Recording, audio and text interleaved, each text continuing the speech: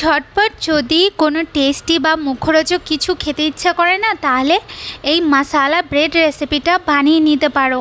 এটা খুব কম সময়ের মধ্যে দারুণ টেস্টি একটা খাবার, আর এটা কিন্তু তোমরা টিফিনেও নিয়ে যেতে পারো, বাচ্চাদের টিফিনেও দিতে পারো। তো চলো দেখে নিই এই মশালা ব্রেড বানানোর জন্য আমাদের কি লাগছে। তো প্রথমে আমি এখানে নিয়ে নিয়েছি 3টে পিস ব্রেড। এরপর আমি ব্রেডগুলোকে কেটে নেব। তো প্রথমে আমি এটাকে 3 ভাগ করে নিয়েছি লম্বা করে। এরপরে আমি ওইগুলোকে ধরে আবার একটু 3 ভাগ করে নেব, যেন ছোট ছোট মতন পিস হয়।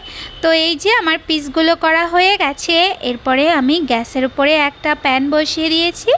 এরপর আমি ওর মধ্যে দিয়ে দেব 1 চামচের মতন একটু বাটারটা গলে গেলে এরপর ওর মধ্যে যেই ব্রেডটাকে আমি কেটে রেখেছিলাম সেই ব্রেডের টুকরোগুলো ওর মধ্যে দিয়ে এরপর আমি উল্টে পাল্টে একটু ফ্রাই করে নেব। আর এই সময় কিন্তু আমি গ্যাসটাকে মিডিয়াম করে রাখবো। ব্রেডের গায়ে যখন হালকা হালকা কালার চলে আসবে লালচে লালচে, তখন ব্রেডগুলো হয়ে যাবে, তখন আমি ব্রেডগুলোকে নামিয়ে রাখবো। ব্রেডগুলো নামিয়ে নিয়ে এরপর ওই প্যানটা মুছে ওই প্যানের মধ্যে দিয়ে দেবো আর একটু বাটারটা দিয়ে তারপরে ওর মধ্যে দিয়ে দেবো একটু আদা কুচি 1 চামচের মতন, আর হাফ চামচের মতন একটু রসুন কুচি দিয়ে তারপরে ভালো করে একটু নাড়িয়ে চাড়িয়ে নেব, যতক্ষণ না এটার কালারটা হালকা হালকা একটু চেঞ্জ হয়ে আসছে।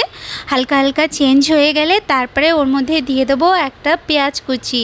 পেঁয়াজটাকে দিয়েও হালকা একটু কালার চেঞ্জ হওয়া অবধি নাড়িয়ে নিয়ে তারপরে ওর মধ্যে দিয়ে দেবো একটা টমেটো কুচি। টমেটোটা দিয়ে 10 থেকে 15 সেকেন্ডের মতন একটু নাড়িয়ে নিয়ে তারপরে ওর মধ্যে দিয়ে দেবো ক্যাপসিকামটাকেও একটু 15 থেকে 20 সেকেন্ডের মতন একটু নাড়িয়ে নেব।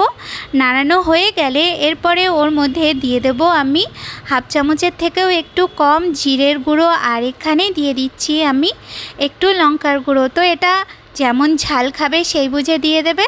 এরপর আমি ওর মধ্যে দিয়ে দিচ্ছি সামান্য একটু লবণটা দিয়ে তারপরে আমি সব কিছুকে ভালো করে একটু সময়ের জন্য একটু নাড়িয়ে চাড়িয়ে নেব। নাড়ানো হয়ে গেলে এরপরে আমি ওর মধ্যে দিয়ে দেব 2 চামচের মতন শেজওয়ান সস, আর এখানে আমি দিয়ে দিচ্ছি 1 চামচের মতন একটু টমেটো সস। এরপর আমি ভালো করে একটু নাড়িয়ে চাড়িয়ে নেব একটু সময়ের জন্য।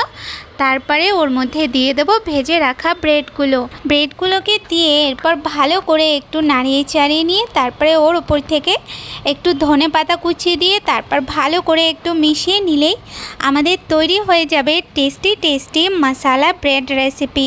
তো সবাই কিন্তু এইভাবে অবশ্যই একবার এই রেসিপিটা বানিয়ে দেখো, ভালো লাগলে আমাকে কমেন্ট করে জানিও। তো সবাই ভালো থেকো, সুস্থ থেকো, দেখা হচ্ছে নতুন রেসিপির সাথে। ধন্যবাদ।